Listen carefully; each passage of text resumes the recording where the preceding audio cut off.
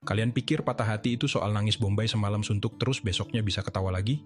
Kalian pikir ini drama picisan yang selesai begitu kredit film muncul? Salah besar. Kalian yang belum pernah benar-benar hancur karena cinta, mungkin tidak akan pernah paham. Dan kalian yang sedang merasakannya sekarang, mungkin bingung. Setengah mati menjelaskan rasa sakit yang tidak ada bentuknya ini. Kenapa rasanya seperti dunia kalian runtuh, padahal bumi masih berputar? Kenapa dada terasa sesak, padahal dokter bilang paru-paru kalian sehat? Kenapa kalian merasa sendirian di tengah keramaian? Saya di sini bukan untuk kasih kalian solusi ajaib. Saya tidak punya mantra pemulih hati instan.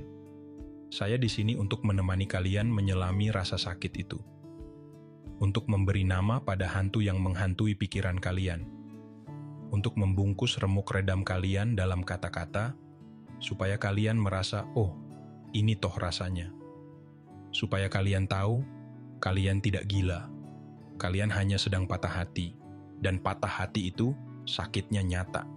Lebih nyata dari sekadar air mata. Mari kita coba pahami bersama lewat 5 perumpamaan ini. 5 cara untuk menggambarkan apa yang mungkin sedang kalian rasakan. Yang mungkin sulit kalian ucapkan. Siapkan diri kalian. Mungkin ini akan sedikit menusuk. Tapi semoga setelahnya, kalian merasa sedikit lebih dimengerti. Analogi pertama, seperti luka dalam yang tidak kelihatan dari luar. Ini yang paling sering terjadi. Kalian bangun pagi, mandi, dandan, berangkat kerja atau kuliah. Kalian senyum ke teman, ketawa dengar lelucon receh, bahkan mungkin posting foto ceria di media sosial. Dari luar, kalian tampak baik-baik saja, utuh, kuat.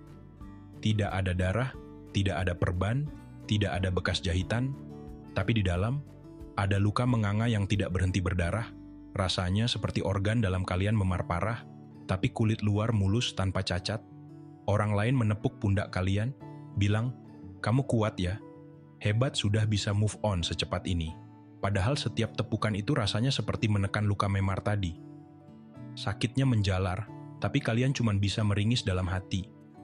Senyum kalian itu topeng terkuat sekaligus terberat yang pernah kalian pakai. Kenapa ini menyakitkan? Karena rasa sakit kalian jadi tidak valid di mata orang lain. Karena tidak terlihat. Orang cenderung meremehkan. Ah, gitu aja sedih. Lebay. Kurang iman. Padahal kalian sedang berjuang keras hanya untuk bernapas. Untuk melewati detik demi detik tanpa hancur berkeping-keping di depan umum. Kalian merasa harus terus berpura-pura kuat. Karena menunjukkan kerapuhan berarti siap menerima penghakiman atau nasihat basi yang tidak kalian butuhkan. Luka fisik dapat simpati, tapi luka batin seringkali hanya dapat cibiran atau ketidakpedulian. Dan itu rasanya menambah lapisan sakit di atas luka yang sudah ada. Kalian sendirian dalam pertarungan internal yang brutal. Sementara dunia luar menuntut kalian untuk tetap tampil normal. Analogi kedua, kayak rumah yang kalian bangun bareng, tapi ditinggal pas udah jadi. Ingat tidak, saat kalian mulai menata bata pertama hubungan itu, ada harapan, ada mimpi, ada rencana masa depan yang kalian rancang bersama. Setiap kenangan adalah semen pengikat. Setiap tawa adalah cat yang memperindah dinding. Setiap kompromi adalah pondasi yang kalian pikir kokoh. Kalian berdua bekerja keras, mencurahkan waktu, tenaga, emosi, bahkan mungkin materi, untuk membangun rumah impian itu. Rumah tempat kalian berlindung, tempat kalian menjadi diri sendiri, tempat kalian membayangkan anak-anak berlarian kelak. Lalu, tiba-tiba, salah satu dari kalian pergi. Mungkin dia yang pergi, mungkin keadaan memaksa kalian berpisah. Yang jelas, kalian ditinggalkan sendirian di rumah yang sudah jadi itu. Rumah yang setiap sudutnya menyimpan jejak kehadirannya. Sofa tempat kalian biasa nonton film bareng sekarang terasa terlalu besar. Dapur tempat kalian masak sambil bercanda kini terasa sepi.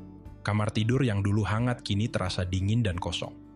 Rumah itu tidak lagi terasa seperti tempat berlindung. Ia berubah menjadi monumen kegagalan, museum kenangan pahit. Kalian terjebak di dalamnya. Mau keluar, rasanya berat meninggalkan semua yang sudah dibangun. Mau tetap tinggal, setiap jengkalnya menyiksa batin.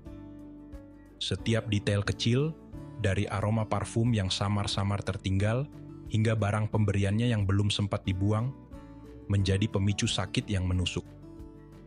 Kalian membangun surga berdua, tapi akhirnya kalian menghuni neraka sendirian di dalamnya. Ini bukan hanya tentang kehilangan pasangan. Ini tentang kehilangan rumah, kehilangan rasa aman, kehilangan visi masa depan yang sudah kalian investasikan begitu dalam. Kalian berdiri di tengah mahakarya yang hancur sendirian.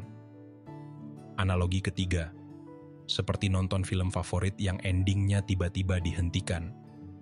Bayangkan kalian sedang asik-asiknya nonton film yang sudah lama kalian tunggu. Kalian suka sekali ceritanya, karakternya, alurnya. Kalian sudah investasi emosi. Kalian ikut tertawa, menangis, tegang bersama para tokohnya. Kalian sudah punya bayangan sendiri bagaimana akhir cerita yang indah nanti. Kalian yakin sekali ini akan berakhir bahagia. Kalian sudah menanti-nanti adegan klimaks, resolusi yang memuaskan. Lalu, tepat di saat cerita menuju puncak, saat kalian paling penasaran, saat kalian paling berharap, bug! Layar tiba-tiba hitam. Film berhenti tanpa penjelasan.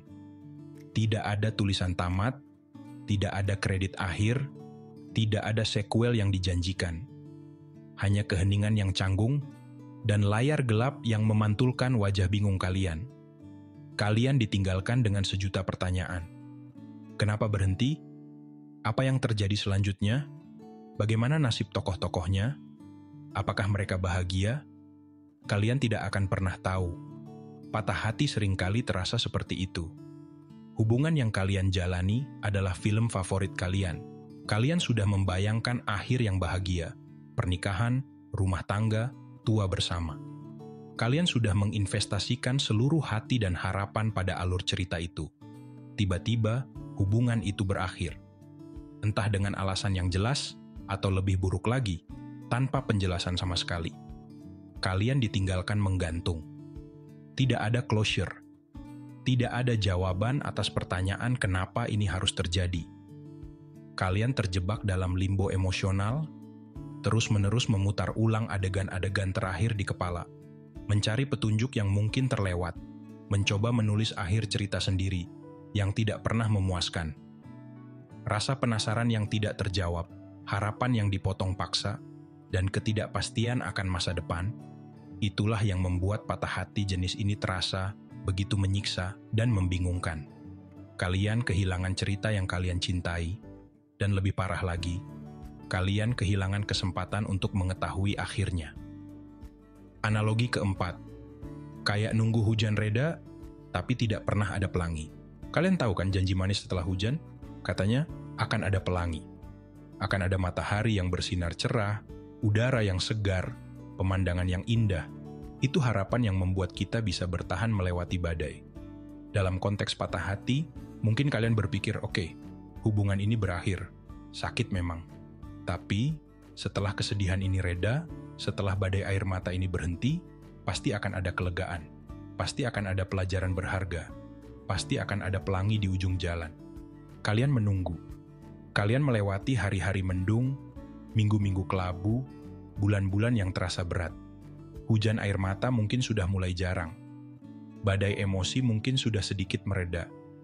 Kalian menunggu pelangi itu muncul. Kalian mencari-cari tanda keindahan setelah kehancuran. Tapi yang kalian temukan hanyalah langit yang tetap sama kelabunya. Tidak ada pelangi. Tidak ada perasaan lega yang dijanjikan. Tidak ada pencerahan spektakuler. Yang ada hanya rasa hampa yang berkepanjangan, kelelahan emosional, dan pertanyaan getir, kapan ini akan berakhir? Kapan saya akan merasa baik-baik saja lagi? Patah hati model ini adalah tentang kekecewaan yang berlapis. Bukan hanya kecewa karena hubungan itu berakhir, tapi juga kecewa karena harapan akan pemulihan yang indah tidak kunjung terwujud. Kalian merasa seperti terjebak dalam cuaca buruk yang tidak ada habisnya. Orang lain mungkin bilang, sabar ya, nanti juga cerah lagi. Tapi bagi kalian, menunggu tanpa kepastian itu melelahkan. Kalian lelah berharap pada pelangi yang tidak pernah datang. Sakitnya bukan lagi pada badainya, tapi pada penantian sia-sia setelah badai itu usai. Kalian hanya ingin matahari, tapi yang kalian dapatkan hanyalah mendung yang abadi. Analogi kelima, seperti kehilangan bagian dari diri sendiri yang kalian kira bakal selamanya tinggal. Ini mungkin yang paling fundamental dan paling sulit dijelaskan. Saat kalian menjalin hubungan yang dalam, orang itu bukan lagi sekadar pacar atau pasangan. Dia menjadi bagian dari rutinitas kalian, pemikiran kalian, rencana masa depan kalian, bahkan identitas kalian.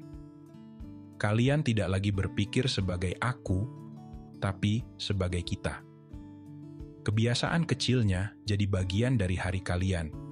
Mimpi-mimpinya berkelindan dengan mimpi kalian. Pendapatnya jadi salah satu pertimbangan utama dalam keputusan kalian. Ketika hubungan itu berakhir, rasanya bukan hanya kehilangan orang lain. Rasanya seperti kehilangan sebagian dari diri kalian sendiri. Seperti ada amputasi tak kasat mata. Ada bagian dari hidup kalian yang tiba-tiba kosong. Rutinitas harian jadi aneh dan canggung. Rencana masa depan yang sudah disusun rapi kini harus ditulis ulang dari nol, sendirian. Ada kekosongan di meja makan, di sisi tempat tidur, di daftar kontak cepat ponsel kalian. Lebih dalam lagi, kalian mungkin merasa kehilangan versi diri kalian yang ada saat bersamanya. Mungkin kalian merasa lebih percaya diri, lebih bahagia, atau lebih punya tujuan saat ada dia. Sekarang, kalian harus belajar lagi menjadi aku tanpa embel-embel kita. Kalian harus menemukan kembali siapa diri kalian tanpa pantulan dari kehadirannya. Ini adalah proses yang menyakitkan dan membingungkan. Seperti belajar berjalan lagi setelah salah satu kaki diamputasi. Kalian merasa tidak utuh, pincang, dan rapuh. Kalian merindukan bukan hanya orangnya, tapi juga bagian dari diri kalian yang seolah ikut pergi bersamanya. Bagian yang kalian kira akan selalu ada, selamanya. Jadi, lihat kan? Patah hati itu bukan cuma soal kehilangan seseorang, itu jauh lebih kompleks. Itu tentang kehilangan harapan yang sudah kalian pupuk. Kehilangan bayangan masa depan yang sudah kalian lukis dengan indah. Kehilangan rasa aman dan nyaman yang kalian bangun bersama. Kehilangan kepercayaan, bukan hanya pada orang lain, tapi seringkali juga pada diri sendiri. Kalian mulai bertanya, apa yang salah dengan saya? Kenapa saya tidak cukup baik? Kenapa ini terjadi pada saya? Dan yang paling penting untuk kalian ingat, rasa sakit ini butuh waktu untuk sembuh. Jangan dengarkan orang yang menyuruh kalian untuk cepat-cepat move on, untuk segera cari pengganti, untuk bersabar saja tanpa mengakui lukanya. Penyembuhan itu bukan lomba lari. Ini adalah perjalanan panjang, kadang maju 2 langkah, mundur 1 langkah. Ada hari baik, ada hari buruk. Dan itu semua wajar. Kalian tidak harus kuat setiap saat. Kalian boleh merasa hancur. Kalian boleh menangis. Kalian boleh marah. Kalian boleh merasa kosong. Yang kalian butuhkan sekarang bukanlah nasihat sok tahu atau penghakiman. Kalian butuh ruang untuk merasakan semua emosi itu. Kalian butuh validasi bahwa rasa sakit kalian itu nyata dan penting. Kalian butuh pengertian, bukan solusi instan. Kadang, kita tidak butuh solusi. Kita cuma butuh dimengerti bahwa rasa hancur itu nyata dan kita tidak sendirian ngerasainnya. Jika 5 analogi tadi ada yang menyentuh kalian, jika ada yang membuat kalian merasa, iya, ini gua banget, berarti kalian tidak sendirian. Rasa sakit kalian itu valid. Dan saya harap, dengan memahaminya sedikit lebih baik, kalian bisa lebih berbelas kasih pada diri sendiri dalam proses penyembuhan ini. Bagaimana dengan kalian? Analogi mana yang paling menggambarkan apa yang kalian rasakan atau pernah rasakan? Atau mungkin kalian punya perumpamaan lain tentang patah hati? Saya ingin sekali mendengar cerita dan perspektif kalian di kolom komentar. Mari kita saling berbagi dan mendukung di sana. Ingat, berbagi beban bisa membuatnya terasa sedikit lebih ringan. Jika video ini terasa relate dan membantu kalian merasa sedikit lebih dimengerti, jangan lupa tekan tombol like. Dan jika kalian ingin terus menyelami pemikiran-pemikiran mendalam tentang kehidupan, cinta, dan rasa sakit bersama saya, silakan subscribe ke channel Jejak Pemikiran. Kita bisa belajar dan tumbuh bersama di sini. terima kasih sudah menemani saya sampai akhir. Jaga diri kalian baik-baik. Ingat, kalian berharga, bahkan ketika hati kalian sedang terluka. Sampai jumpa di video selanjutnya.